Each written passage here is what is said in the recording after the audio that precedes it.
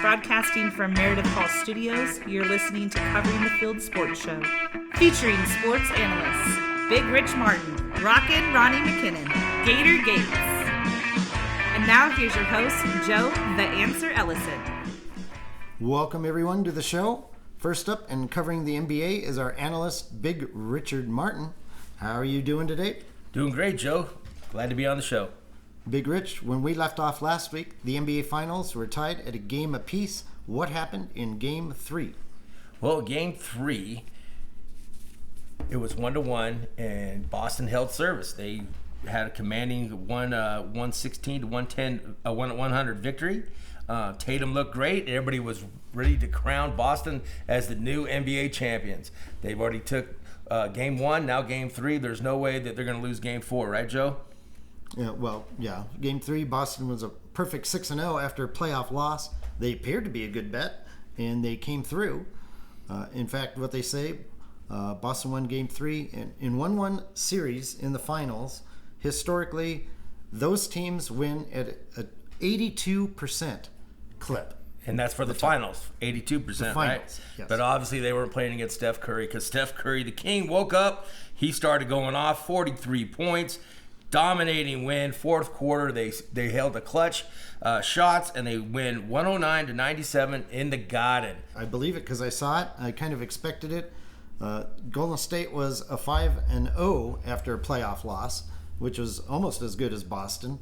And the Warriors had won at least one road game in 26 straight playoff series, which is an incredible stat. Exactly. So we expected a split in Boston. And we did. And we got it. Well, exactly. We expected a split in Golden State, according to the records. The Boston playing so great on the road and Golden State playing so good at home. We figured it'd be a split, and then it was a split. So there we were, 2-2.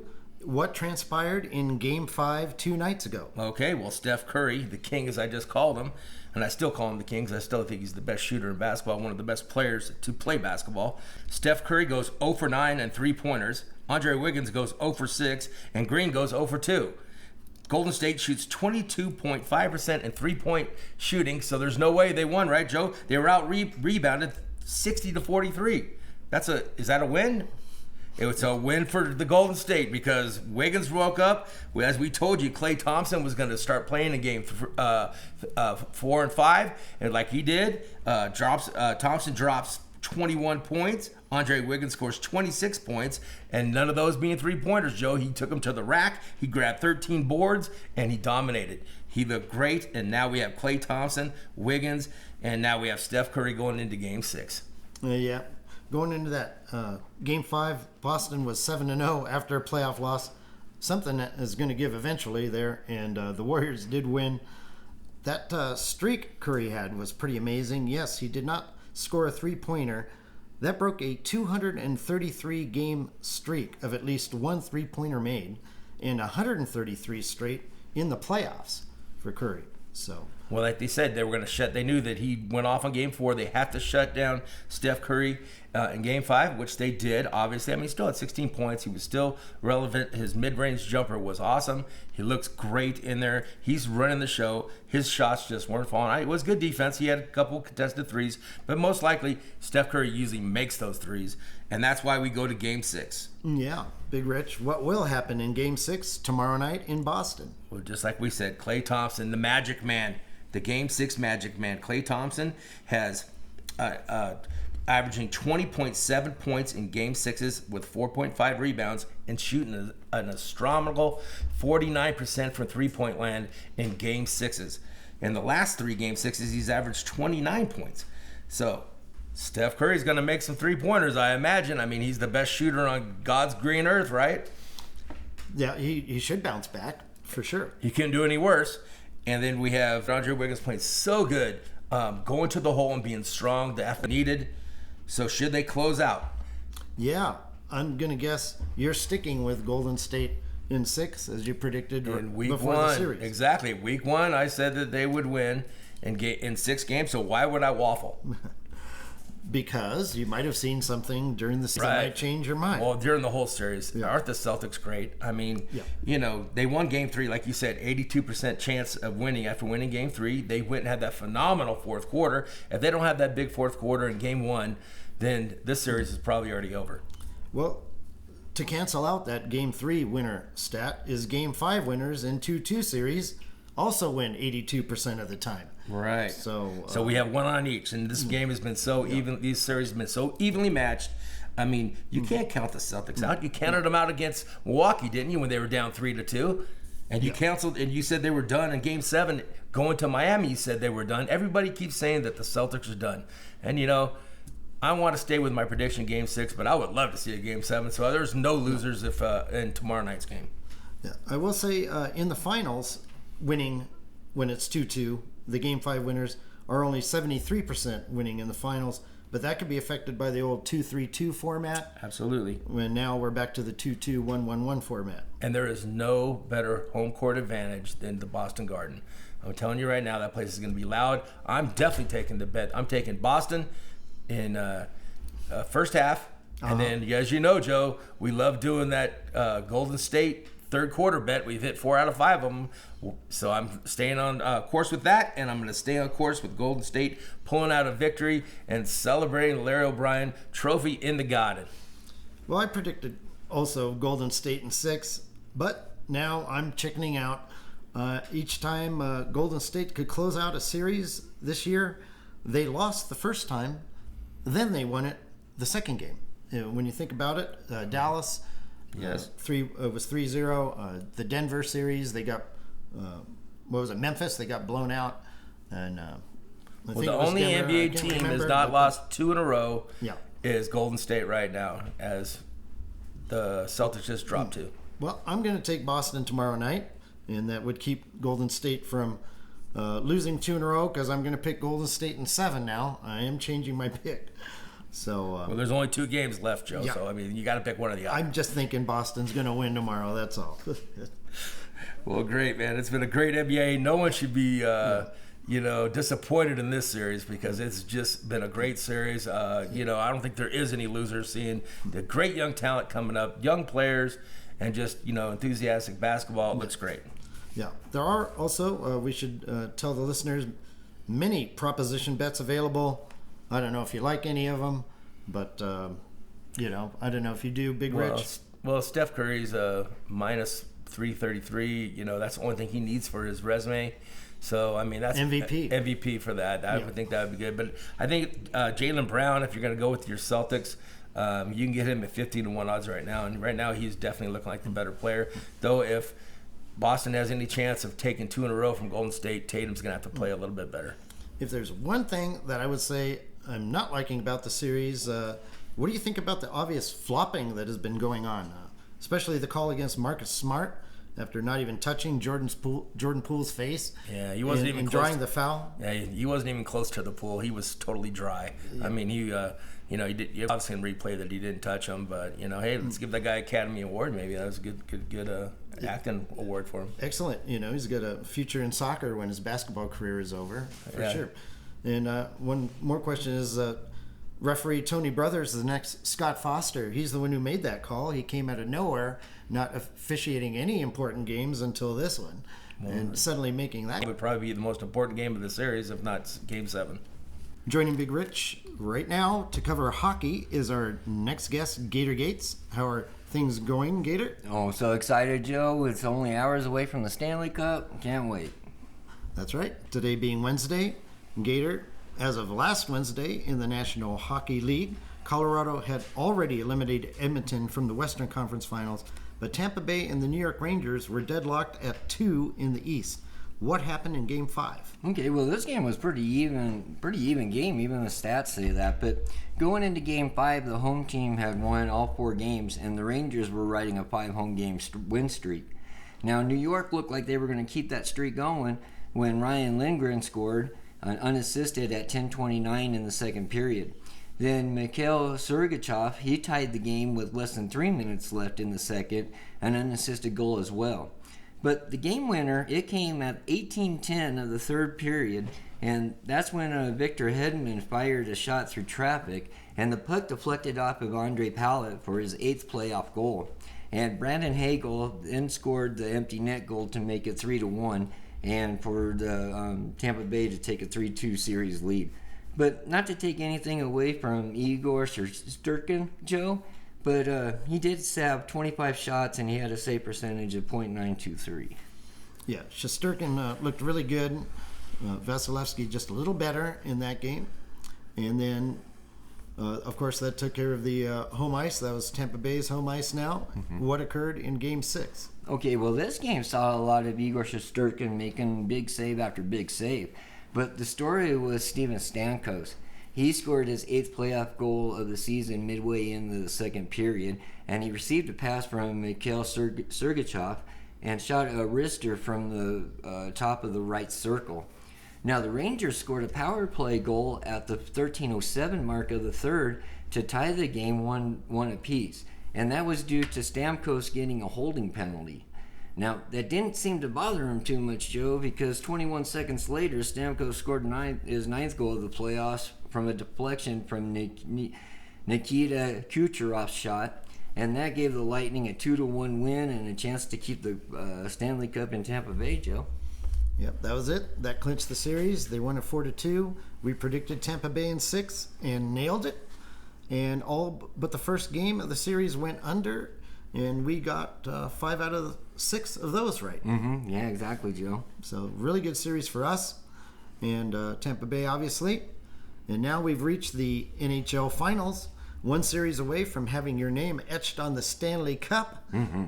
Gator, who gets it done and why? Okay, well, I'm going to take Colorado, and I was thinking 6, but now that I think about it a little bit more, I'm going to take them in 5, Joe. And here's the reasons. Colorado, they're 2-0 in the regular season against them, but remember, one of these games was a shootout. And Colorado is proficient in every category and adaptable to any situation. They've proven it time and time again, so this team is built to win the Stanley Cup right now, Joe. Well, what do you think, Big Rich? We got a Colorado in 5 prediction from Gator. Well, I'm going to go Colorado in 7. Is that what you said, Gator? 7 or 5? 5. 5. He's saying that they're going to come out strong, which goes against actually your sink or swim last week. We talked about the hot team. Obviously, Colorado has 119 points and was first in their division, and Tampa Bay Lightning had 110 points, which was below Colorado, and was 5th in their division. So the difference is now the goalies. Well, yeah, I agree with that. But again, Colorado has shown after they have swept Nashville and St. Louis that sending home doesn't bother them too much.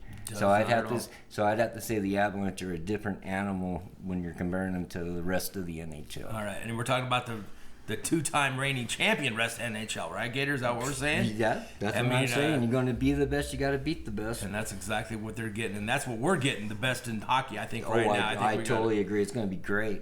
So I'm going to give you my sink or swim. Last was sink or swim for you NHL experts. Last time I said was swim, good goaltending goes against good offense. And you guys both said swim. You both said good goaltending, right? Yes. So as we go, the Colorado Avalanche are in a predicament now because now they have a goalie situation. Because Darcy Kimber is eligible to play. He is going to play, by the way. He is going to play. But I'm going to give you a sink or swim. Okay. Do you swim with Darcy Kemper, whose numbers are better than Pavel Francouz, or do you go with the hot hand? He's 6-0 in the playoffs. I say you go with the hot hand, but that's me. And not to take anything away from Darcy, he is the number 1 goalie there, and I would say that even though I would take Francouz. It looks like Francouz. Francouz. Now you're swimming with Darcy. Well, again, this goes back to me saying how adaptable the Avalanche are because they can play offense, they can play defense. If you want to play a tough game or however style you want to play, the Avalanche will adapt to that style. And they have, as you saw Game 1. So I really don't think it matters which goalie is in. I think the big point for the Avalanche today with this series is to get Vasilevsky moving left to right and do what the Rangers did, go to that stick side where Mama hides the cookies. That's right. We want some cookies in that basket out there in Colorado. And I don't want them to play like they did when they played against Florida. Florida was just doing tip-ins and hitting him right in his chest, and all he had to do was sit there and do nothing. You got to get that goalie moving side to side. Okay, and one thing, Francos did shut out, like you said, they were adjustable. They shot that. He had that 1-0 shutout after the what was it, record breaking? How many did they have? 11 goals in that one that first game. One, yeah. 8 to 6. So are you sinking or swimming? Who are you going? You going Darcy or Pavol? Darcy or Francouz? Francouz, yes. I would go with Francouz. Looking at that record, he hasn't lost a game in the playoffs, and he's been actually playing. And Kemper's hurt. He's playing tonight, but he's not. He can't be 100%. I don't think it matters. Yeah, he was skating. I think that we got to look at our defense, you guys. Our defense are offensive guys. They're not your normal defense. McCarr's always thinking about scoring a goal. Absolutely. He ain't thinking about protecting the goalie. Heck with that. Yeah, they're very, very good on the defense. They do have 2 key injuries for Colorado, we must add. Yes, and now I have Nazem Kadri. He's been out with a broken thumb. I'm thinking he's going to play. I don't know if he's going to play. He's not playing tonight, but he was skating, but not with a stick in his hand. Okay, in pregame. But they're missing Braden Point. He's been out for 10 Tampa games. Bay, yeah. I'm not sure He is playing He today. He is playing today. That is a big one for Tampa Bay. That's a big plus for them. Well, some side notes. Tampa Bay's 3rd consecutive trip, obviously. The 2-time defending champions. That's 83 to 85. The Edmonton Oilers, the last to do that. The Islanders won 4 consecutive cups from 79 to 83. So Tampa Bay only halfway there now. Vasilevsky, 19-1 after a playoff loss. I just keep looking at that. So even if Colorado wins a game, I see Tampa Bay bouncing back. And that goaltending for sure is Vasilevsky has the advantage, but Colorado obviously the better offense. It's quite the contrast. This is like the greatest matchup we've had in a long time. I agree. Even if you're not a hockey fan, you gotta watch it. Yeah, you won't be disappointed. No.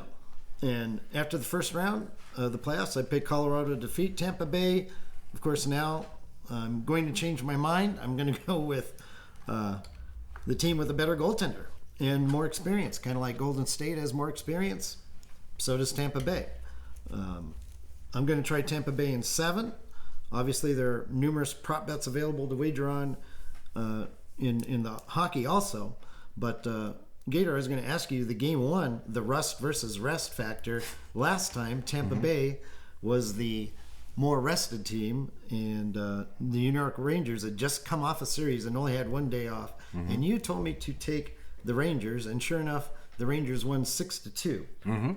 What do you think is going to happen in game 1 now with Colorado having been not playing for 7-8 days now, and Tampa Bay just finishing their series? Well, just they've been off 4 days, right? Yeah. They've been off 4 days, so they've been off a little bit. Again, that goes back to this animal being very adaptable. Any other team, I would have to say, yes, you're correct, but I would have to give them the exception because they have showed it, Joe. When they came, you would think that when they came off that 4-0 series against Nashville, you would think they would have been tired. What did they do? They turned around and beat St. Louis in 4? Well, they lost a couple to St. Louis, so that series went 6. Actually, I went 6, and then they swept Edmonton. Yeah. Oh, thank you, Edmonton. Yeah. So no, I think that them being off 4 games is going to help the Avs. So If they would have been 2 games, maybe I'd put that in there. So you would pick Colorado in game 1 then? Well, this is how I'm looking at it. Colorado's going to win both games at home. They're going to split one in Tampa Bay, yes, and then they're going to come back and win game 5. And my buddy over here, Big Richard, he's going to be in Colorado, and he's going to be rooting for him. Big Rich, you're going to be there for games? I'll be there for game 5 and 7, so I'll be out front. Of course, I can't afford one of those $1,000 tickets. I don't think our producer has that in our budget. But I will be out front taking pictures and putting that on the site. And, I'll get a picture. I'm sure I'll get a selfie with the Stanley Cup because I'm pretty sure Colorado's going to win this. All right. Hopefully it goes 7. We hopefully you'll be there for Still two there, games, not just one. Right. And that'll be interesting. Somebody will be walking out with that trophy at the end of that game. And one final note for Gator. My favorite team, the Boston Bruins, fired head coach Bruce Cassidy after 6 playoff seasons. Now he's been hired by the Vegas Golden Knights here in Nevada. What are your thoughts on that? Okay, Joe. Well, first off, I don't understand why they got let him go. The only thing I can think of is that it's easier to get rid of a coach than the players. I don't see it. With that being said, you think that they had a bad season. They didn't have a bad season at all. They did really well. Him going to Vegas, I would rather him go somewhere else. Not sure where exactly. I don't think it's the most terrible that he went to Vegas, but I personally would have rather seen him go somewhere else. Well, you would see Vegas improving then. Oh yeah, You don't want to see Vegas improve, being a Colorado. I'm just really upset the way I'm still bitter, I guess would be the word, on the way that they treated the goalie and wow. And I really like Cassidy. He's to me one of the best coaches. Well, obviously he's the best coach. You can't argue that. No. I just don't think that the Knights deserve a coach of that caliber. Well, he wasn't one to be very friendly or kiss anyone's rear end, Cassidy, or put his arm around anybody. He's pretty strict, no-nonsense kind of coach. And Right. That's basically why they were letting him go. Well, okay. Yeah. I'm sure. Well, that's what they said anyway. That's General Manager Don Sweeney talking there. Okay. And if you Well, I want don't to see very many hockey players wanting a hug. I'm just saying. Maybe in basketball. Just in a business sense, I don't understand, Joe. I don't know. So he was a little tough. Big what? All right. You're dealing with millionaires anyway. They can suck it up. Well, let's continue on with football now. What were the big stories, Big Rich, in the United States Football League last week? Well, Joe, the USFL playoffs are set. Everybody going, 4 teams are going to Canton, and 4 teams are going home. So we have one more week of football, which means absolutely nothing for the playoffs. There's no home field advantage, of course, because everybody's going to Canton, and there's no seeding because it doesn't matter. The North's going to play the South. And so the only big game last week, I would say, was when New Orleans, when we told you that they were going to beat Tampa Bay, and Tampa Bay's offense was horrible, which they were. And New Orleans' defense is great. So that was the big story from last week. Philadelphia Stars looked like they were just trying to get through. They didn't look like the same energetic team, and the points. They took out Cook is out. I don't know why, if he was injured or what, but I mean they both quarterbacks, him and Colson. They both had they both had 60 yards apiece. I mean, it looked like they weren't even throwing the ball. Looked like they were just trying not to give their hand away, not trying to get anybody hurt. All right. Did you have anything to add there, Gator, about last week's action at all? It did remind me of the Philadelphia-Pittsburgh normal rivalry where they kind of hated each other. It was kind of disappointing. Like I said, it was 17-16, and it did look like it was going to be an upset. Pittsburgh was at a plus 330. They missed a late field goal. So it was an entertaining game, but it just did seem like a Philadelphia-Pittsburgh game. Yeah. They were playing chess or something. I don't know. It looked like that rival. One guy knocked out his tooth. I know that game. He lost a tooth on that. What's his name? Henny lost a tooth. Said it was a wisdom tooth. I don't know if you can knock a wisdom tooth out. I thought that was supposed to be embedded. But he did lose a tooth on that play. Well, the only other note I would say is suffered its first loss of the season to now 2-7. Houston showing some weakness there. But then again, how much effort are they really putting in? Right. Knowing that they're already set into the playoffs, no home field to get. Nothing to play for, Joe, except for not being injured. It's the way I look at it. I think you play very conservative. You'd think to play, to impress the NFL scouts because the camps are going to be coming up soon. Exactly. So the players are playing, but I think the coaches are calling the game that way. Right. I think there's a lot of host stories in that game. Yeah. Minus 700 for Birmingham. The spread was minus 12.5, 17-15. A lot of host stories. Well, that was a nice plus for sure on Houston. Mm-hmm. The plus 550, that was really good. Probably the best in the entire year. In fact, it was. So we're on to week 10, final week of the regular season. Rich, your predictions not so hot last week. 2-4, but that still keeps you at 26-17 for the season. Pretty darn good. Mm-hmm. Are you even going to try betting this week? Well, I'm going to bet the unders, Joe. I think that on 3 games, I'm going to bet the unders. I like Philadelphia and New Jersey. I'm going to take New Jersey minus the 2.5 because they have such a good running game. And I don't think either team is going to show their hands because they're playing each other in Canton the week after. So look for a boring game. Take the under in that. I think that New Jersey will win. They have a better running game. As you've seen, Philadelphia's running game was not so hot last week and struggled last week. Birmingham and Tampa Bay, the best bet of the week. Take the under. Tampa Bay can't score 10 points anyway, and I think Birmingham's, like you said, they're going to play not to lose any players. As you know, these depths of these rosters are not very big. They're very, very, very thin on the depth chart, so they have to keep their players healthy because when you're going to Canton, Ohio, now you are under the spotlight and you're going to get a lot more exposure. New Orleans Breakers in Houston. I'm going to take the under again on that. Houston, who the hell knows with Houston? I mean, they're so unpredictable. They're like my first wife. I just totally, I don't understand them. And so I don't know about Houston, but I'm going to definitely take the Breakers and their defense in the under.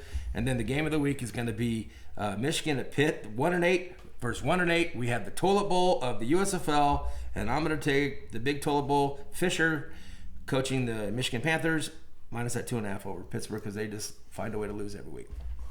We need relegation, Joe.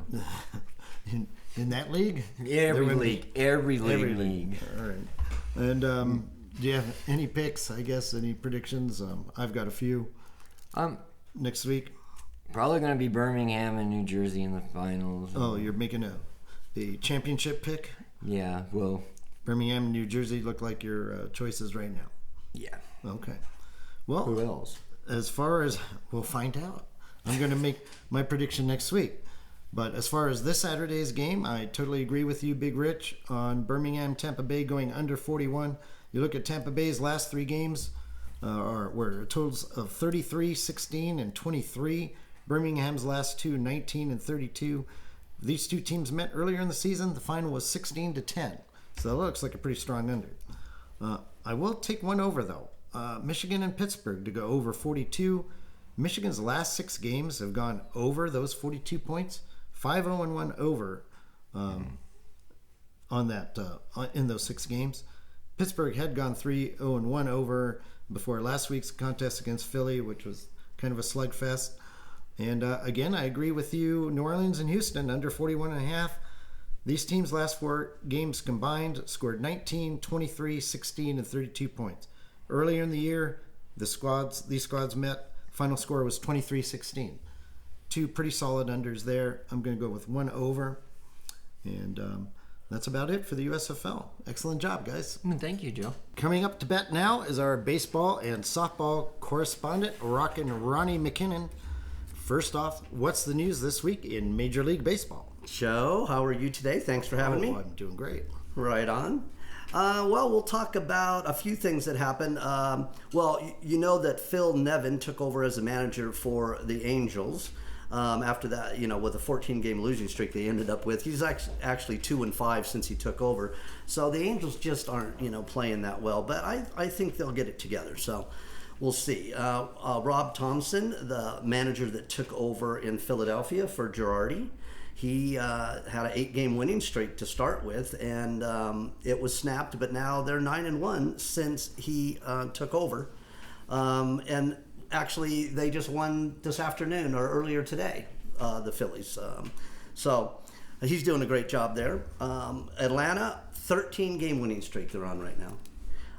Milwaukee had an 8-game losing streak and actually has dropped out of first place in the NL Central to the Cardinals.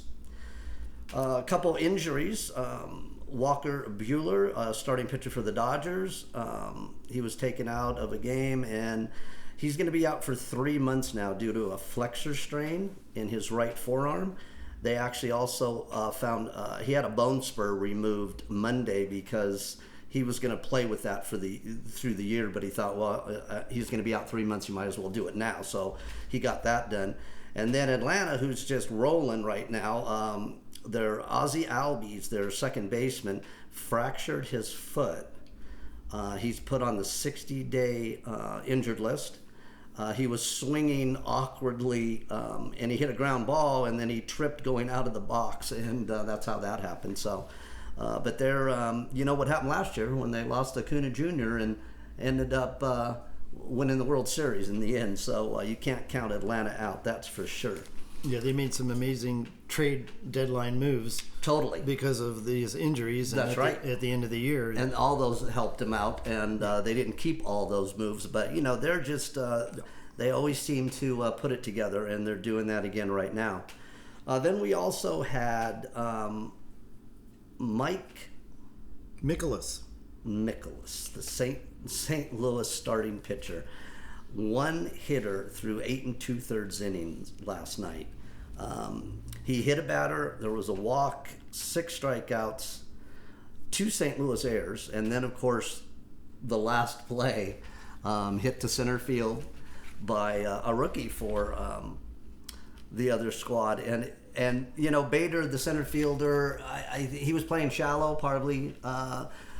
Too shallow, and like you were saying earlier, maybe trying to stop the base hit. That's what the strategy was, to Right. avoid like the little bloop hit. If we're going to give up the no hitter, breaking up a no hitter, Right. it's going to have to be hit really hard. Correct, and I get that. And you know, Bader, a really good outfielder, good speed. Besides playing in, I think, you know, he read it wrong if you see the replay. When he goes back on the ball, but you know, unfortunately, yeah, that was a hit, and it broke up the no hitter, and he had 2 strikes on the guy too. So you know, pretty crazy. A little bit of foreshadowing to my You Got Host story coming up soon too. Right at the end of the show. Yeah, that was you know, and I loved it because the guy, you know, the pitcher Mikolas did not, you know, put any blame on Bader or the. You know, he actually talked about some of the good plays that were made, and you know, that's pretty impressive. I mean, when you're 1 strike away from a no hitter, and that happens, and he was real professional about that, no doubt. Do you want to get some game predictions now, or do you have some more information? I'm going to put some on the site tomorrow or the next day. Last week I was 3-3. So that sets you at 25-13 this season. That's correct. 25 out of 38. Yeah. Still pretty darn not too bad. Yeah, not too bad. So we'll go over the standings a little bit here. The Yankees are just going nuts. They're 45-16. I mean, they're a game away from 30 over 500. They're on a 5-game winning streak now. They've won 9 of 10. They're just runs allowed, they've given up the least, which usually the Dodgers hold that record. They're in second. They actually, the New York Mets in first in the East in the National League they're 41-22. They lead in runs scored, which usually that's the Dodgers, who are in second.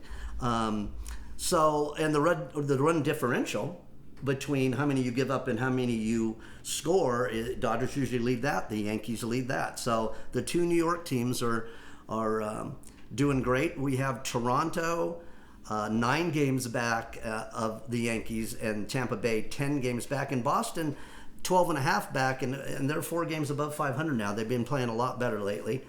We go to the Central, Minnesota. Then we have Cleveland, who's 2.5 back. They're actually 3 games over 500. The White Sox a game below 500, even though they won earlier today. They're 4.5 back. Houston leading the West. They won earlier today. They're 39-24. Texas, 4 games below 500, is in second, and then the Angels. And Texas lost earlier today, and then the Angels are in third now. Of course, we know what troubles they've had lately. They're 5 games below 500 and 10 games back now. When we go to the NL, the East, like I say, the Mets first place, but Atlanta, I mean, they've won 13 straight, and they are 9 games over 500. They're only 5 back of the Mets now. I can't count them out ever, right? And we saw what happened last year. Philadelphia just won earlier today. They're a game over 500. They're 9 back.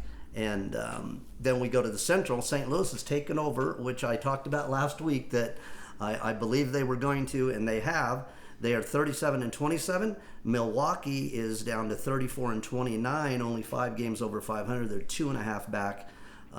Pittsburgh has lost 9 in a row. Then Chicago Cubs have lost 8 in a row, and Cincinnati, rounds out that Central Division. Then in the West, we have the Dodgers, who have been really not playing well at all.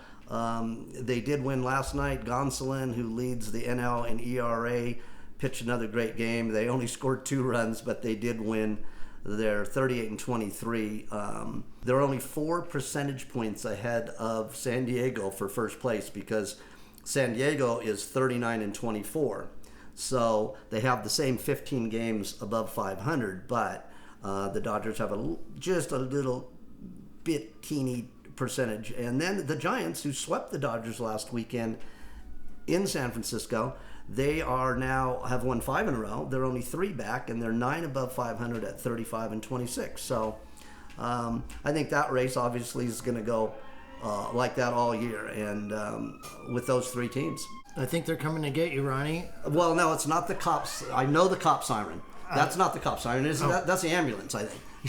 So I'm good. Otherwise, you're feeling okay? Yeah, I'm good. Glad to hear it. I'm good. All right. So you will have your selections on the website. I will put them on the site tomorrow or Friday at the latest. And Okay. So and I'll pick 6 or 7 more or whatever. Okay. Well, the Men's College Baseball World Series is set to begin Friday. Do you have any thoughts or picks there? Yeah, last week we had 16 teams. Now we're down to 8. They will be playing this Friday and Saturday. There will be 2 out of 3. Oklahoma, still in there. They beat number 4 Virginia Tech, and they will play number 5 Texas A&M. Notre Dame will be playing number 9 Texas. Notre Dame actually beat number 1 Tennessee when there were 16 teams left, so that was a kind of an upset. Then we had Arkansas. We'll have Arkansas against number 2 Stanford, and Ole Miss playing number 14 Auburn. So we have some unseeded teams in there, and there should be some good games coming up. And then, of course, by June 23rd, next Thursday, we'll have 4 teams left and 2 games. And then we'll have the finals June 25th, Saturday, Sunday, and if necessary, it's 2 out of 3 on Monday, the 27th. And these games are all at the Charles Schwab Field in Omaha, Nebraska. Right. And it's a double elimination tournament. It is. Until the end, when you'll get each bracket to meet in a 2 out of 3 series. Correct. In the final. That's correct. Yes. And do you have a pick? Well, I had picked Oregon State, and they got beat by number 14 Auburn. I'm kind of looking at Stanford. Yeah. I really am looking at Stanford. They were number 2 in the nation, but they've always had a good baseball team, and I think who knows really what's going to happen. But I'll be picking Stanford. It's a totally wide open tournament.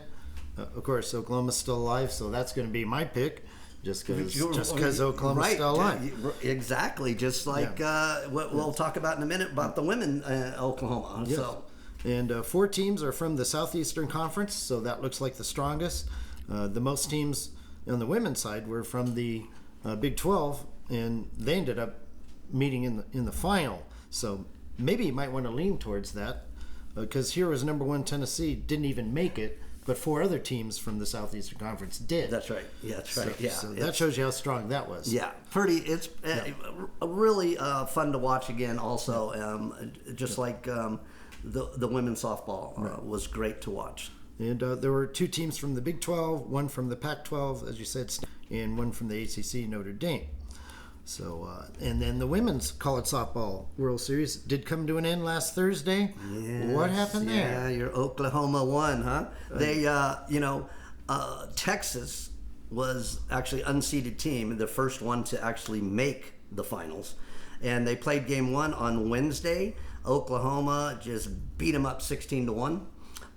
Then they went to Thursday in game 2 in Oklahoma. It was a good close game for 4 innings. It was tied 2-2. Then Oklahoma ended up getting 4 runs in the next 2 innings, and they beat Texas 10-5. That's the Sooners' 2nd consecutive national title and the 6th all-time. They also set a new World Series record, Women's College World Series record, for runs scored at 64. So dominant performance, easily the best team in the country. Looks like a juggernaut, and certainly the favorite to win again next year. Sure. And they will be. It was nice to see in that last the group though of teams that there was several unranked teams that got there, and and Texas obviously being one of them, actually going all the way to the finals. But they weren't no match for Oklahoma, that's for sure. Moving on to horse racing, and teaming up with Rockin' Ronnie is Gator Gates. We're going to recap the 154th Belmont Stakes. What can you tell us about the results? Okay, well, Todd Pletcher, he did go first and second, and again, wasn't too much of a surprise to us because there was no Baffert or Rasmussen. The other thing is that the Ortiz brothers, Irad and Jose, they came in first and second as well. That's right. And then the big thing to me was that Sonny Leon was trying to push Rich Strike to the outside, but the horse wanted to stay on the inside, and that cost him 6th. I don't know what you think, Ronnie. Yeah, well, Rich Strike, yeah.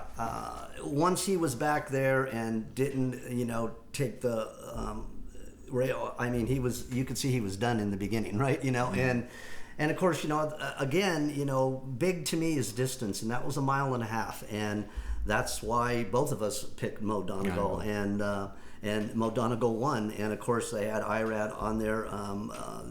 He was put on that horse specifically, and so 2 Pletcher horses came in first and second, and the Ortiz brothers, with Nest, who was the girl, the filly in the race, came in second place. And my other pick, again had Donegal, but my other pick was number 5 Creative Minister, who came in 5th. And but it was exciting. It was good, and they all are. But we like a lot of the other races that'll be coming up as time goes on. Besides the Triple Crown. And then the We the People was the early favorite for the fans. He got 4th, so he did make it in the Super. That's right. And that did put the Super for $1 Super paid $692. That's right, and I don't know. We were talking about that last week and before the race, leading up to it. Why it seemed to be the favorite, and Pratt, great jockey, and he had a good speed rating horse. I just didn't see it happening, and he came in 4th. So. Right, and your Skippy Longstocking in 3rd. I thought that was a great pick, at least to hit the board, and even the show price was $560. Yeah, I mean, so that was one really of the long good. shots. Yeah, Skippy Longstock got in there and kept trying and got the 3rd spot this time. Yep, we had the Ortiz brothers of the jockeys. Has that ever happened before? 2 brothers just finishing first and second in a stakes race, Not let that alone I can recall. Yeah, I mean, that's it's pretty crazy. Nest, the horse that came in second, that was a filly. I think a lot of people That's right. just eliminated that horse, thinking the filly won't race as well against the boys. Well, yeah, maybe. I mean, Plus had the allowance weight of only 121, where the others were carrying 126. Both of those is what influenced me why I didn't take her. Well, yeah, and also ran 1.1 miles. This was 1.5 miles. I mean, it makes a difference, but came through. Good trainer, good jockey also, and the filly came through for second place. So, that was pretty cool. You were talking about like brothers or racing. I remember growing up at Santa Anita and Arcadia. One of my schoolboy friends was Teddy Marino, and his dad, Pete Marino, was a jockey at Santa Anita, and his uncle Henry Marino was a trainer. So jockey trainer thing, but not the two jockey thing. No, 2 jockey. And the owner of Mo Donegal, Mike Repole, he's a Belmont guy. Apparently he grew up at the track. He would much rather win the Belmont Stakes than the Kentucky Derby. And said so. Yeah, and had a lot of people there, a lot of friends and family, and I was excited for him because he was so excited, and all the people around him. Yeah, a decent crowd there. Yeah, there were the 117-year-old track. We had 46,000 people. Now, last year, Joe, it was limited to 11,200 by the virus restrictions. So it was a good group, and half of them were related to Mike Repole. Yeah, there was quite a few. Not as many people there as usual, though, which I was talking to Gator about earlier. But yeah, still had 46,000 some, and I think I mentioned that was the 111th time that race has been. At that particular track. But at Belmont, and they've been around. That was 154th altogether. Yeah. But Yep, correct. Good job, guys. Thanks. Covering the rest of the sports world, we have Gator Gates. Gator, last Sunday was NASCAR's race that is closest to our home here in northern Nevada, the Toyota Save Mart 350 in Sonoma, California. Describe that action. Okay, Joe, well, the first two stages were very uneventful, but pole sitter and last year's champion Kyle Larson won the first stage, but his team decided not to pit after that stage, and that decision left him buried in the field during the second stage. But he also lost a tire with 27 laps left, and that made him finish in 15th spot. Now, Joey Logano won the second stage, but he also fell back to 17th at the checkered flag. So the Fords did what I thought by finishing second through 6 places, but the best car and driver was actually Daniel Suarez, the number 99 Chevy. With 23 laps to go, Suarez passed Chris Buescher on the hilly road course and didn't make any major mistakes. But he became the first Mexican-born driver to win a cup race, and at a nice price too, at 20-1. But the Toyotas had a horrible day, Joe, with their top driver Kurt Busch ending up in 18th. Now, looking at the standings, we have 4 drivers with 2 wins, 8 drivers with 1 win, so that leaves us with 4 spots left. And right now, that would be held by Ryan Blaney, Martin Truex, Christopher Bell, and Eric Almirola. So we've gone through 16 races. There's going to be 10 more races before we decide who's going to be in the 12. What is it? No, there's 16 make it. Yes. 16 make it. So 16 make it. So we can have 4 more winners. And we probably will. If it keeps going the way it is out of 10 races, I'm sure we'll get 4 more. Okay. And we've already talked, like, if there's 17, they're probably going to make an exception and stick the 17th in there too. We'll see how that goes. Maybe it'll just land right on 16. That'd be perfect. That's the way NASCAR would like it. Yeah, I think so too. And last Sunday was the Azerbaijan Grand Prix in Formula One. Gator, what were the results? Okay, well, Red Bull was actually smiling from ear to ear with Ferrari having all kinds of car problems. On lap 9, Carlos Sainz pulled off the road due to a hydraulic failure.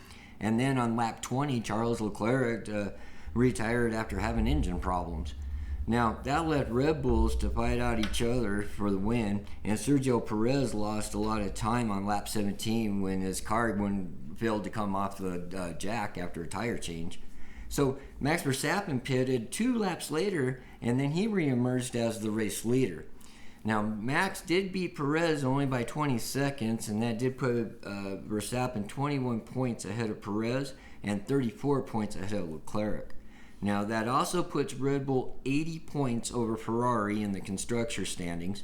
Mercedes ended up 3rd and 4th, with George Russell getting the podium, and that puts George at 51 points behind Max, and Mercedes is in 3rd at 118 points behind Red Bull. Yeah, that was a disaster of a weekend for Ferrari, for sure. With Red Bull coming 1st and 2nd, Ferrari not even getting a point. Yeah. That really shook up the standings big time for Red Bull. You sure did, and they're losing points. I mean, they started off so good, now they're just losing points, and I'm going to have to get off of them on this next week, Joe. Well, yeah, that's this Sunday, Father's Day. The Canadian Grand Prix. Do you have a prediction? I have to go with Max until somebody else can prove me wrong. Verstappen. Yeah, I'd have to, but they didn't have this race for the last 2 years, Joe, so Lewis Hamilton was the last one to win it in 2019. And he's a non-factor this year. Big time, so that's what I'm saying. How can you go against Max? Right, Max is the hottest guy. And last, but certainly not least, golf's U.S. Open is set to begin tomorrow morning at the Country Club in Brookline, Massachusetts. But the big golf story isn't really about the tournament. Unfortunately, It's about that new rival league started in Saudi Arabia. But anyway, who do you have in the Open? Okay, well, I was looking at, and I really like the way John Rahm's playing right now, but he did win this, the U.S. Open last year, so I'm looking at something farther down the line here, and I'm looking at Cantlay, Patrick Cantlay. He's 25-1, so, if I have to pick a golfer, I'm going to go with him, but Joe, I like to do the props. Cantlay sounds like a personal problem. Maybe need some Viagra or something, but I'm always going to pick Spieth. Jordan Spieth is always going to be my pick.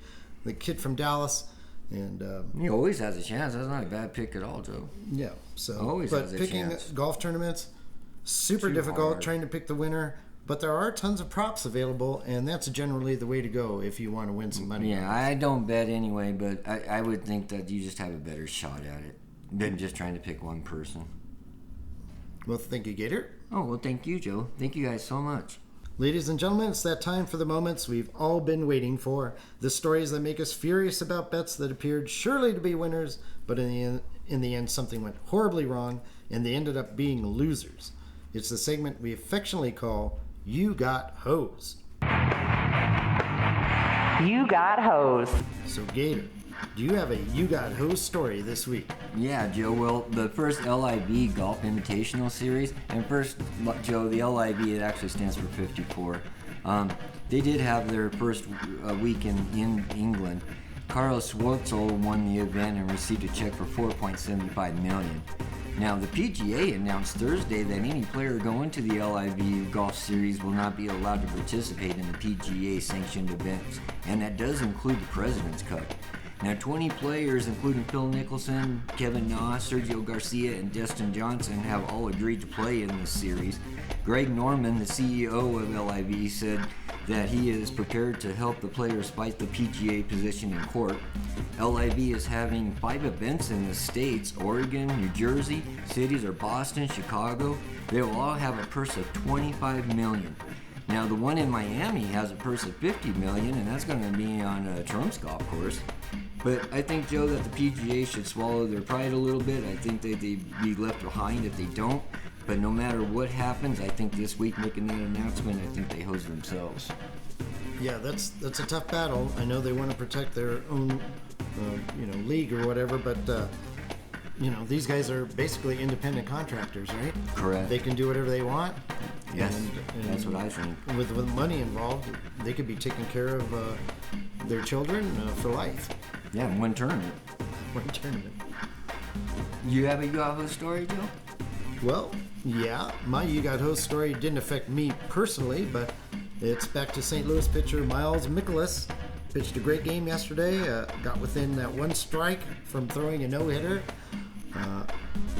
Of course, yes, he did give up a double on the next pitch, and the no-hitter was gone. St. Louis fans around the world got hosed, but worst of all, anyone who bet that there would be a no-hitter yesterday at 16-1, he really got hosed. Yeah, and being that close, you got hosed. You got hosed. So, thank you folks for listening, and we'll have another show next week. You've been listening to a Covering the Field sports show. Visit us at coveringthefield.com. Email us your comments, questions, and You Got Host stories at coveringthefield@gmail.com. Find us on Twitter at coveringfield. Thank you to our junior IT, Caden Martin. Thanks to our assistant to the editorial staff, Boots McCage. We will see you all next time for another episode of Covering the Field.